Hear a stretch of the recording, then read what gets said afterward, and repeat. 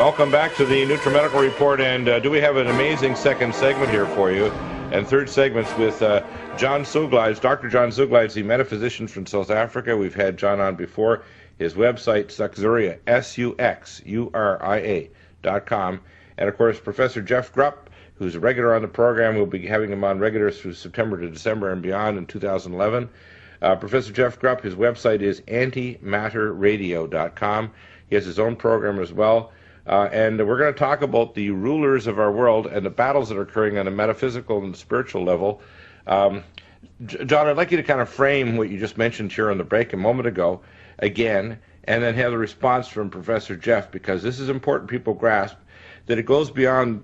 You see shadows of this in the various religions, but there's also manipulation to use religion as a form of mind control rather than spirituality as our, the great leader, the if you want to call it the greatest one, which is the incarnation of the I Am. Yeshua HaMashiach said that though you do it to the least of my brothers and sisters, you do it to me. So the boundary between I and we disappears. The idea, as I said on Project Camelot, of there's no such thing as reincarnation, because all is instantly incarnated throughout all time and space and all dimensions, that the I Am, the great, I call it the one I voice, is literally the manifesting as reality. And we, as Jesus said, are gods. We have the right to choose and manifest reality, but we're in a battle with a populated universe of beings that are both human and non-human, higher spiritual entities, and a metaphysical war that literally is being used by globalists that are the bankers, the millionaires, the global leaders, are using technologies that most of the public are completely unaware of. They think it's the fare of advanced movies like the trilogy of The Ring, and don't understand this is the nature of reality, and what they believe is a fairy tale that's never existed. Please tell us about these latest battles since you were on the program about a couple weeks ago. Okay, hi, Dr. Bill, Professor, and all the listeners. Since last week when I was on your show, obviously it rattled a couple of people, and I'm talking about the people that aren't on the good side and the care and the love for humanity. Exactly, the dark side. Yeah. So what basically happened is I did have interference with my website, and I did have interference with energy being projected my way. But I'm going to say this to those that are listening. I've been studying your technology, and I've been studying you for many decades. Part of the work, and there are, as I said, if you didn't listen, there are many of us. And the battles are literally on everyone's doorstep, interdimensionally, galactically, intergalactically. So things have stepped up, and it will be very interesting in the next couple of months to foresee how governments are going to play out, because these entities and these energies and these frequencies, whether it's sorcery created through mechanical or instrumental devices, are easy to be short-circuited, and they must listen very carefully, because the beings that were sent to me left very, very quickly after they got as what we refer as a cosmic smack.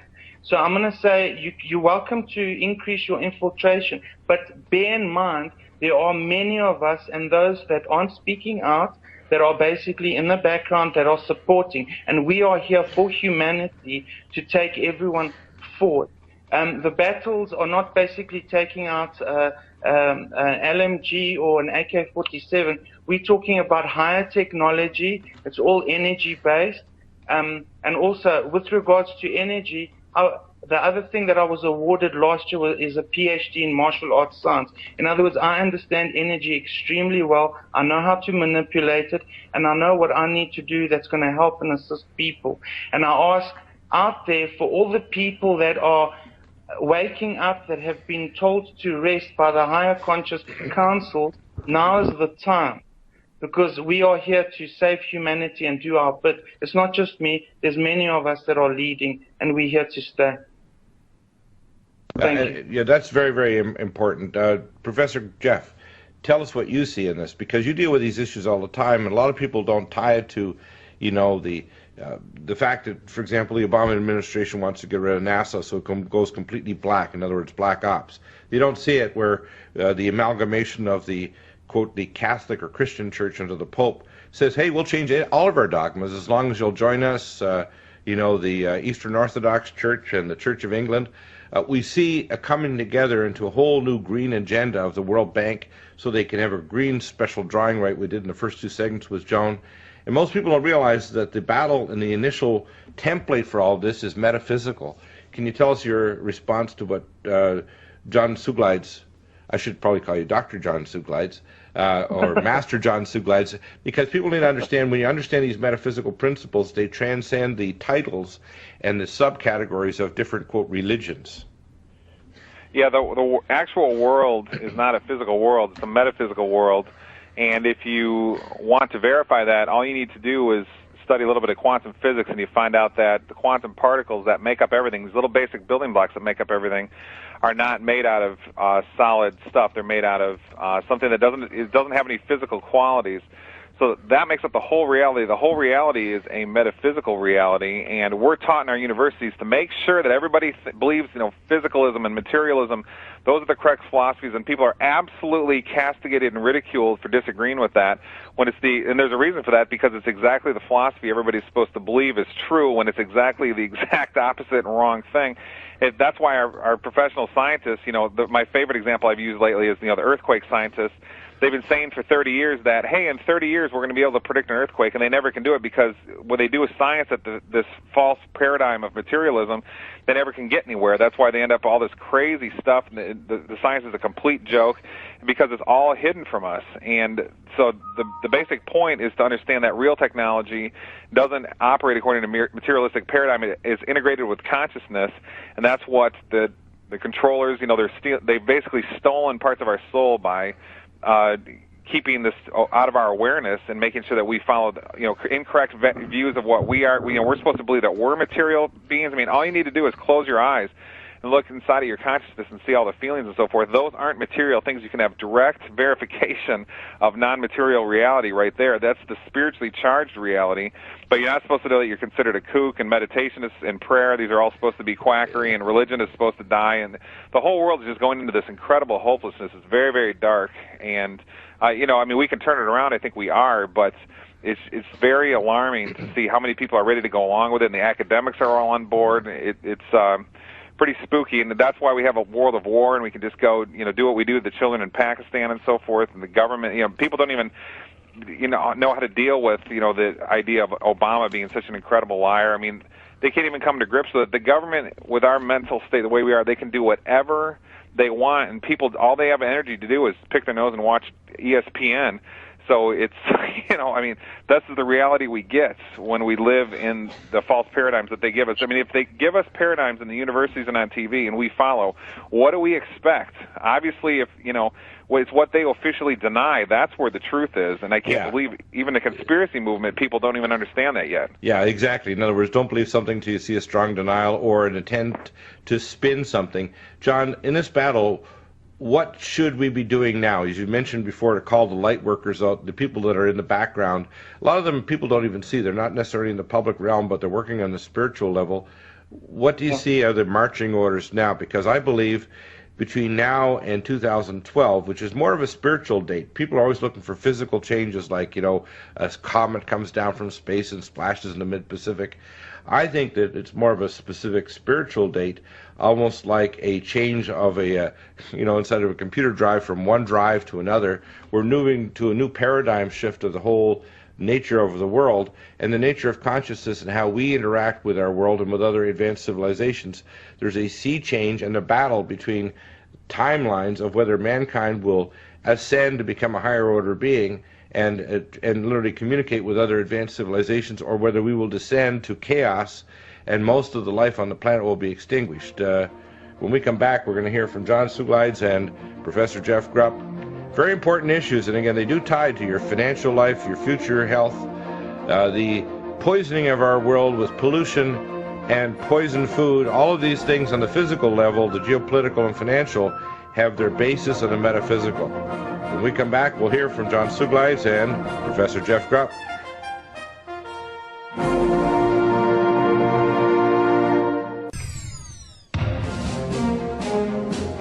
Welcome back, and John, you mentioned a very good plan for people for their first step of what they need to do, and want to hear Professor Jeff's comment.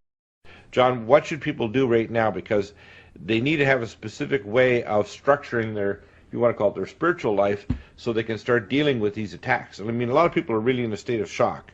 I'm sure, for example, that Dr. Gianluigi Zangari was in a state of shock that when he came out as a honest and caring scientist, he probably got smacked down by the Frascati Institute for speaking the truth about the destruction of the loop current, which is why we can't hear anything from him lately. But people need to be spiritually and metaphysically protected and realize when you step out into a battlefield on the metaphysical realm, there's physical attacks, spiritual attacks, cybernetic, relational attacks, health attacks, and if you're not ready on the spiritual metaphysical level, you're going to be surprised, and many people become fearful and pull back from being literally active in the battlefield because they realize they're stepping to something they didn't understand, like that song, those who believe in things that they don't understand are going to be hurt. How do they protect themselves, John?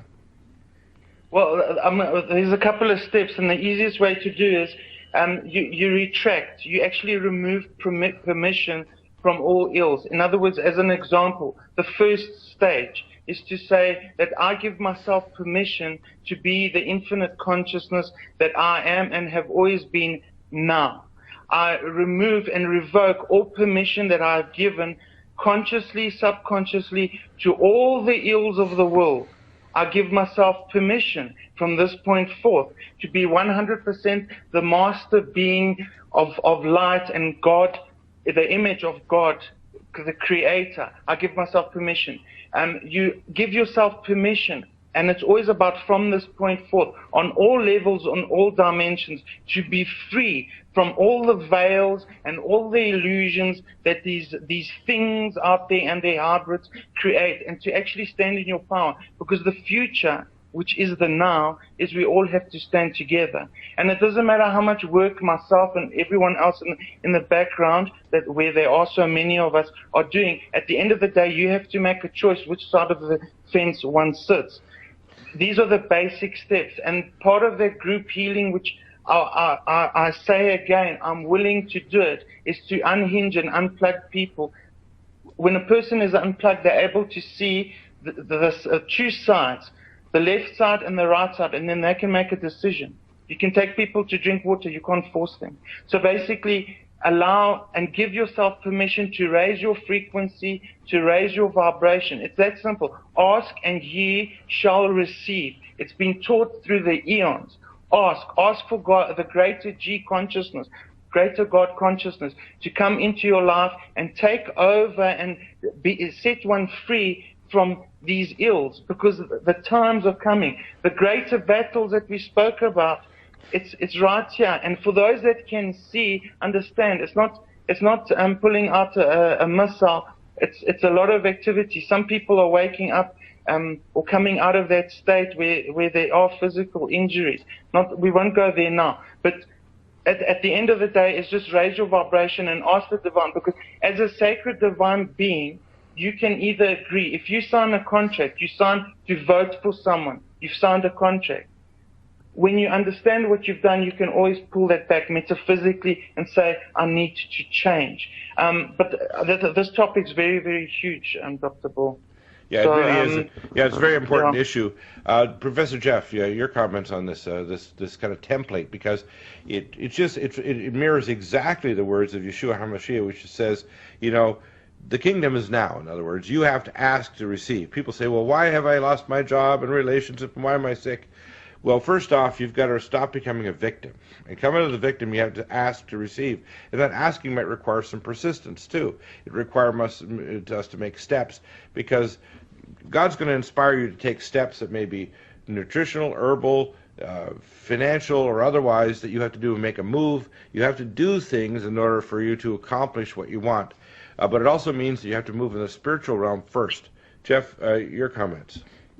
Yeah, the only proper way anybody can have perspective is, people don't know this. They think a lot of logic and so forth will do it, but people don't know real logic. You have to be guided by the Spirit, or else it's basically hopeless, and you can try as hard as you want to gain proper insight and so forth, but it's simply not going to work. I've been discussing a lot of this on my show lately, antimatterradio.com, and all archived shows ever done are there. Any antimatter show ever done is up there for subscribers.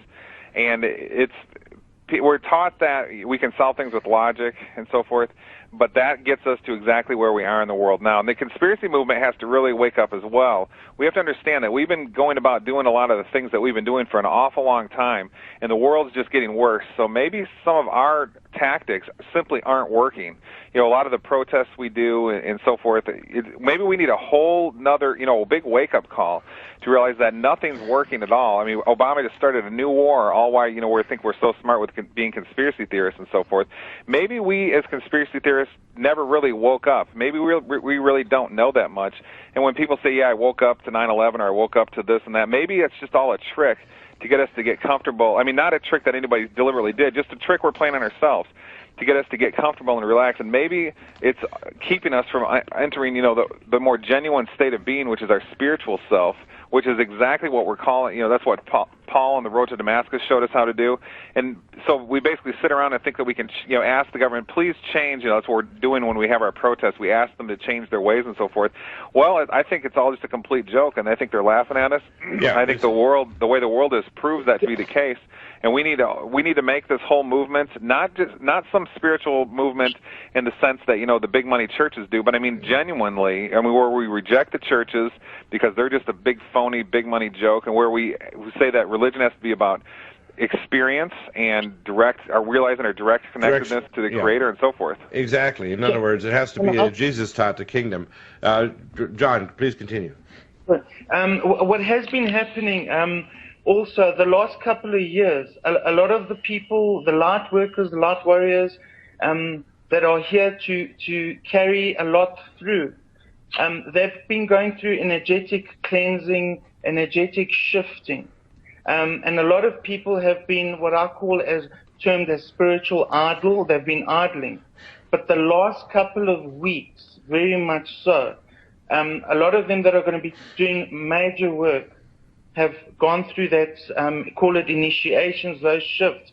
So a lot of people have been, I agree, have been a little bit idle, but there's also been a reason for it. And that's where we're coming to this head-on, call it a head-on collision, because the people that have been idling and downloading of spiritual information, dissecting, understanding how things need to operate, obviously because we in 2010 as opposed to a couple of centuries ago, the dynamics have changed. The technologies have changed. So a lot of people that were on idle are actually ready and packing and ready to go.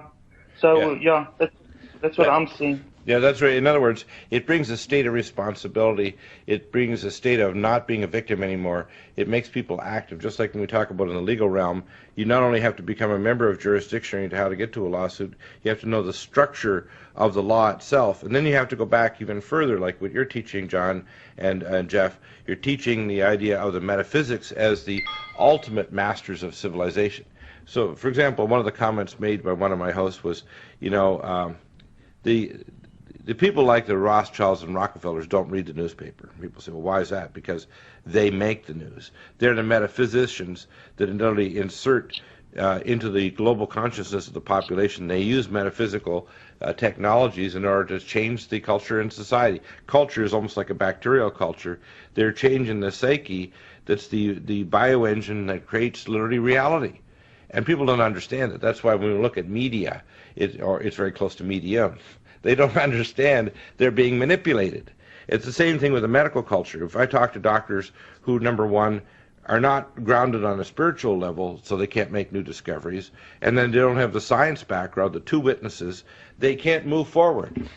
So you have to have a critical mind, like you say, John, but you also have to be open in your heart to accept new things or to examine them so you have a better understanding. That's why, as I say, there's no evidence from what I can see of the typical version of people in the Western world of, quote, reincarnation.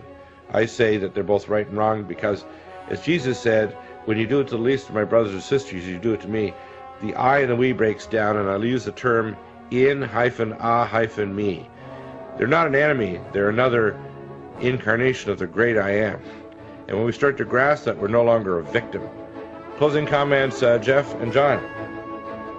Yeah, very interesting about reincarnation. A lot of people, I think, want to go with reincarnation because they're trying to rebel against Christianity because they've been given such phony, pathetic examples of it, like Pat Robertson and Schuller and so forth. But really, we have to go with the evidential account if what is the true account of things. Exactly. Comments, John? I'd say it's for each person's belief and what they believe, and one change. If they believe in reincarnation, then that's powerful. Amazing. We'll be back again in the next moment with our Hour 2 Health and Wellness, Hour 3 Tech.